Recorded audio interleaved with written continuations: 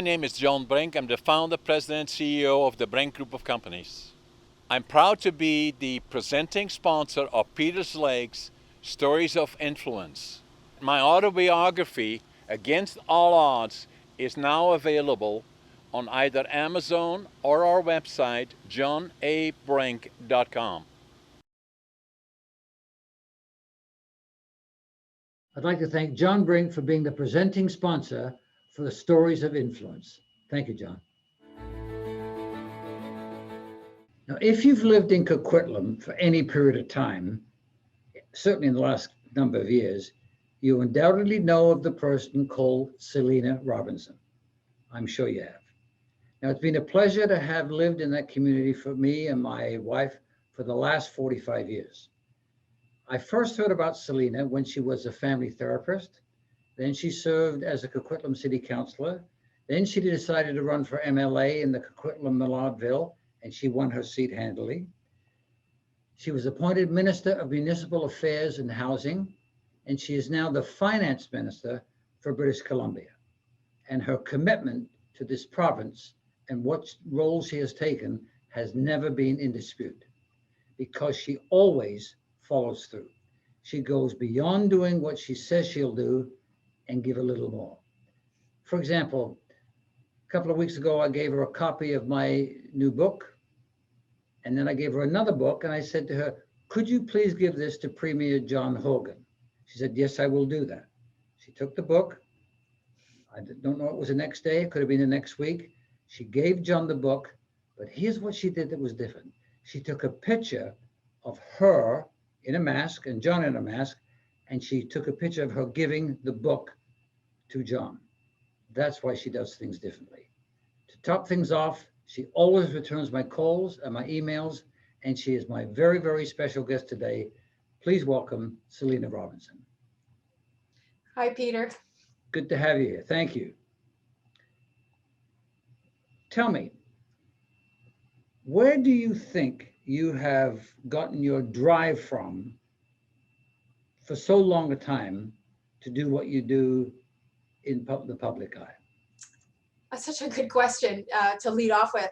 I think about my values and my sense of purpose and how I have come to understand the role that community plays and how important community is to all of us. I mean, we're social beings as human beings, and my life experience as a family therapist, my experience in working in community service agencies like Share Family and Community Service Agency that has served Coquitlam since 1972. And my life experience has just shown me that when you can build strong community, people thrive. And I can just give you an example. I'm a cancer survivor, was diagnosed with cancer in 2006. As a surprise, I wasn't sick at all. It was a surprise discovery of an intestinal cancer, rare. Tamara Taggart and I share that. We have the same unusual rare cancer. And I remember how shocking it was to me and my family. My children were at Charles Best Secondary. They're in high school, and it feels like a death sentence when you get a cancer diagnosis, especially this kind of cancer. And I remember distinctly friends coming together, neighbors coming together, and one neighbor in particular brought over tiramisu that she made. Mm-hmm. Now, when you have an intestinal cancer, eating is a challenge because they do all these things with your intestines, and it's really uncomfortable to eat. And I also lost a lot of weight. And I remember eating that tiramisu and feeling like it was the best thing I had ever tasted ever in my life. And how healing that felt to eat. And I ate the entire tray. It was this big thing. And it's because of community that I really felt that I was healing. And so I believe that. And I believe in my decisions later to, work in the area of public policy, that is how I can contribute. That if every British Columbian was connected in community, they would thrive. And that's where my drive comes from. So what do you think has motivated you to do this? Where has that come from? Okay, well, I think it comes from a set of values. And you and I have talked about, you know, I have a Jewish set of values. I was raised Jewish. And a very important principle in Jewish culture is a principle called tikkun olam, which means heal the world. And it's an obligation. And I don't come from a religious family by any means, very much culturally engaged, certainly, but this idea and principle and value of tikkun olam, of healing the world, can mean different things to different people. And to me, it means that we are here to make a difference. And for some, making a difference is being part of a stream keepers organization or shoveling a neighbor's walk. Those are all valuable, important ways of contributing. For me, I guess maybe I take it to that extra step, and that it's a really strong drive to just make it better for everybody. And for some, that means making sure that they have a roof over their heads. And others, it's really about affordability. Can I, afford to put my kids into hockey? And I want that for people. And so how can I, through public policy, help deliver that so that everyone can be all that they can be? And to me, that's what makes this such a fabulous place to live. And I also want to say, Peter, I think we have such good bones for that here in British Columbia, that we already have so much going for us around that. And so I want to take it to the next place. I think all of us need a rabbi. I have a rabbi. I'm not Jewish, but I have a rabbi, Rabbi Pack. And we meet perhaps every 8-9 weeks at a little Jewish deli on Oak Street. And we talk about everything and anything. And I love his look on life and his perspective of how he does things. How would you respond to this? Starve your fear and feed your courage. Oh, so it's sort of like do it anyway, sort of. I think anything new should come with fear. When John Horgan asked me to be his finance minister, I will confess, I took in a sharp breath around, oh my goodness, this is huge. It's particularly huge in the context of COVID because there is, sort of a new landscape for us going forward. And so, to say that I was anxious about it, for sure. At the same time, because I will take a challenge head on, because I, always want to learn new things, and because I believe so strongly in our capacity as British Columbians to get through really hard things, I felt that gave me, I would say, courage to say, okay, take it on, do it, make decisions on behalf of British Columbians so that they will benefit and that they will have opportunities, because that's the only way to move forward. So I like the saying, actually, I do. For all the years I've known you, you've had to make a lot of decisions. Do you think do you take time to make decisions? And if you do, how long did it take you to make that decision to be Minister of Finance? Because that's a big deal. So every decision I take for me is a very serious decision. Every single one. Every time I have to sign a document that says, approved decision. I also believe in reading everything. So, I have a professional public service. They do analyses. They make recommendations. I read this material that they put forward. I think that's absolutely critical. I have to trust their expertise. And so if I'm going to trust their expertise, I have to understand what they're doing and what they're saying. And if I don't understand, I don't sign. I say I want a briefing. I don't understand how you got here, or I don't understand this analysis. And I appreciate that we want a decision sooner than later. So I will make the time to work late so that I can get the briefing, so that I can make the decision because I have to live with that decision. And so I want to understand what I'm saying yes to and what I'm saying no to. So I think it's really important to trust the public service. With such a huge portfolio, how much of your time is spent in Victoria? So of course we're in COVID, so we're working from home as much as possible in order to protect everyone. So I am doing what I would call Victoria work every day, all day, and into the evening. I do most of it these days from my home office. I will go into my community office, probably trying to limit it to 1 day a week, because I want to also protect my staff who work there. So fewer bodies makes it safer for everybody, although I do occasionally have to go in, whether it's signing letters and that kind of stuff. As soon as session starts, it begins in March, I will be in Victoria all week long. So do you have your own place in Victoria, or? Yeah, I have a place in Victoria that's sort of, for the last 7 years, that's really, provided me with stability. Yeah. And what I like about it is it actually makes for fewer decisions. I don't have to decide where to stay. I don't have to decide where to eat. I have a place. And so it allows me to focus all my decision making on the work. The book I gave you, which you so kindly gave a copy to John, called Under the Influence. And so one thing I wanted to ask you is, who and what has influenced you the most over the years? And can you describe how that feels and how you responded to that? That's another great question, Peter. People influence me, all people. For me, when I think about the thing that I miss most in COVID that's been hardest is I don't have as much access to people. And when I say that, it's, bumping into someone in a grocery store and then telling me what's going on in their life and, or what challenges they have. And then I can think about, oh, well, there's this program or there's that program. And I don't get to do that. What I do get from that interaction is I think, oh, well, that's an issue. That's really interesting. I wonder how we would address that.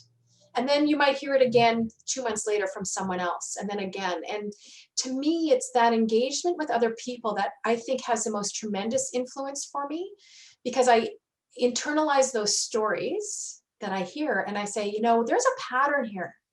And I can just give you an example. In the 2017 election, the lead up to that, I was doing some door knocking. And I was hearing for the first time on the doorstep in many, many years, that childcare was being asked. People were saying that they needed childcare, or that childcare was an issue, or that it was really expensive. And there was one fellow in particular that stood out to me. And he was I'll say an older gentleman, and I'll just say somewhere up north of 55. I'm not saying that means you're old. It just means the likelihood that he himself needed childcare was not likely. He was on a ladder. He was trimming his hedge. And he was up on the ladder and I was down below and asking him questions. And he said, well, let me come down. And he comes down and he tells me about, this childcare thing. He's really wanting to see childcare be on the government agenda. And so I got very curious and I said, okay, so tell me the story of why is it so important to you?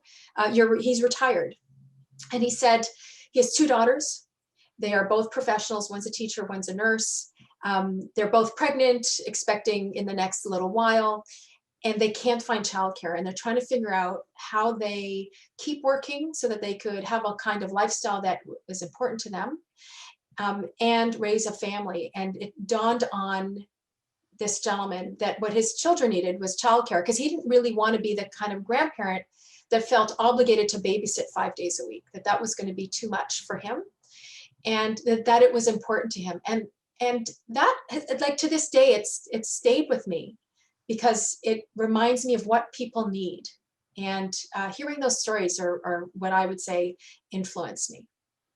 Is there 1 or 2 people that you can name, or is there 1 or 2 people you could talk about without naming them that has had the most impact and influence in your life? So there are different parts of my life, of course. So I'm just going to talk about a boss, because I think she taught me so much about leadership. And her name's Joanne Granick. She's retired now. She was the CEO of Share Family and Community Services for a long time. and she hired me to be Cher's fundraiser. But I had worked with her before then when I was a family therapist, and she was a supervisor. And so I've had a long-standing relationship with her from I guess the probably early 90s. When I think back, it feels like such a long time ago. And she taught me the importance of relationship with staff. She taught me the importance of acknowledging good work. She taught me the importance of clarity of role. And I can remember conversations where she would come to her team and say, I'm here to consult with you. I want to hear what it is you have to say based on your experience around this particular decision. But I want to be clear that I'm going to be making the decision, and that I'm going to live with the consequence. So tell me what you know about this particular issue, because it's important that I hear from you as the user group. And I remember hearing that and thinking how grateful I was to know what she expected of me. So I knew what my role was in this conversation, and it was to give her feedback, but I wasn't going to she was going to make the decision. I didn't have to do that. And so she's had tremendous influence on me, or just around leadership. And so I talk about having sort of her internalized voice in some way around sort of what questions would she ask in this situation. And that helps me in my current role. So tell me, how do you influence people? What skills do you have that must be significant, otherwise you wouldn't be in the position you are? What do you do, and how can you comment on how you influence people to do exactly what is necessary to be done? I think, you keep asking me such good questions, Peter. I think having mutual respect is really critical to get the best out of people. And so the way I influence is, I do think, is by acknowledging good work. So when my colleagues, I see them make good decisions, or I see them grapple with a problem and come up with a solution, I acknowledge that this must be so hard for them, and they did a really good job of presenting it and looking at all the various components, and that while it might have been hard to get through a decision, I think they made the right one, or just some sort of notes of encouragement. I think people appreciate that. We're just so quick to judge when we perceive people not doing the right thing, that we jump all over each other. It worries me that we see that so much. So I really make a point of, trying to acknowledge when people make the right decision, but also I think listening. I think that's the other thing that I do really well, is I take the time to listen. I ask questions. I don't jump to conclusions most of the time. Sometimes you do, it's really hard, but I really try to stay present and focused, and listening as well. And I think people appreciate that, and that helps. When they come to me around, I've got this problem, it tells me that they trust me, and they know that I'm going to listen and that I will give them advice. When you gave the book to John, book for yourself, book for John, and you had masks on, it looked like you might have been in the Victoria Airport. I don't know where you were. That's not really. And then you took a picture and sent it to me. That has influenced me. That has reminded me to just go a little extra step, do a little more than is expected of you. And if you do that enough times in a week, in a month, in a year, you're going to influence a lot of people to support what you're doing. Does that occur to you that would happen? Or is it just a natural thing for you to do? Well, I don't know. My mother always said, make sure you write your thank you notes and don't wait too long. And so again, these are the internalized lessons that we've learned, and we've incorporated them into our practice. So I do thank you notes. But when you say it that way, I think, when I text a colleague around some great work, or staff person, and thanking them for a great presentation,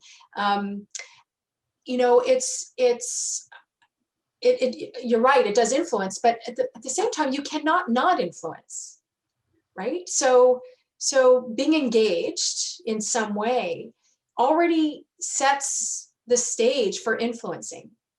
Right? So the opposite of influencing is ignoring, I would suggest. So, today is Pink Shirt Day, and I posted a picture of me, and I asked people. The theme of Pink Shirt Day this year is lift others up.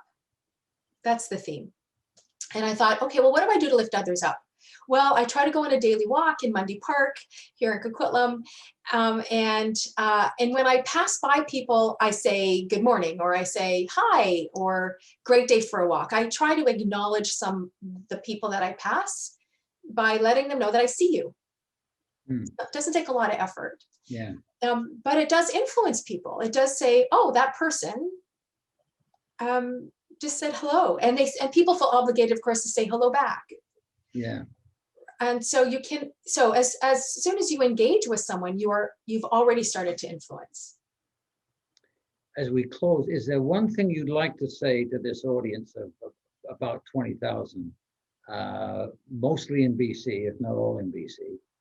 Is there one thing you'd like to share about your life that we wouldn't know, that would be touched by what you accomplished, what you've done, and what your vision is for yourself and the government? I think when I think about what I started off with earlier around Tikkun Olam and healing the world, and about obligations, right? So it's not just that you should or you could heal the world. It's you have an obligation to heal the world. And I think we don't often pay attention to our obligations. And like, what does that even? And the commitments we've made to those obligations? Yeah. So what obligations do we have, and how do we live up to them? So when you go back into your book, and the fact that I gave it to John, I told you I would give it to John. Yeah. Right. I obliged myself to do that. It's on the list. I have to give this book to John. And I said, because I said I would. And so I took on that obligation, but it wasn't fulfilled until you knew that I lived up to that, because I could have given it to him, and you would never know that until we bumped into each other or we had an opportunity. And I could say, oh, remember when you gave me that book? I gave it to John. I just felt like it wasn't finished. The act of giving John the book wasn't finished. And so, we make obligations all the time. And I think it's important. It's our word, or our commitments to ourselves, right? I'm going to get out for a walk every day. That's an obligation to me. And so I think we should take them seriously. Now, you can always change your obligations. I'm not saying that you can't, but I think when you give your word to do something, you're obliged to. And I take that very seriously. I think you do. Selina, I thoroughly enjoyed this. I wish we had an hour to chat with you about this, but I promised you 15 minutes and we've gone a little over that. Thank you so much. Thank you. Is there one thing left in your life, in closing, that you would love to do that you haven't done yet? Well, I'd love to be a grandmother, but that has nothing to do with me making that happen. You know what? I always have a list. Peter, I always have a list. When I turned 50, that was 7 years ago. I don't mind people knowing that. I made a list of 60 things to do before I'm 60. And there's still lots of things I haven't got to. This job continues to take up a lot of time, and I'm fine with that. But I suspect that list, which for me is an obligation list, it will carry on for the next number of decades. And so there's lots still for me to do. There's lots and lots. I have a long list, and that's the stuff that keeps me juiced up and excited about every day. Well, thank you for what you've done for our municipality in Coquitlam. And thank you what you are now doing and have done for years for the province of British Columbia, the best province in Canada, a province that you and I love passionately and dearly. God bless you. Love you lots, Selina. Thank you. Thank you so much, Peter.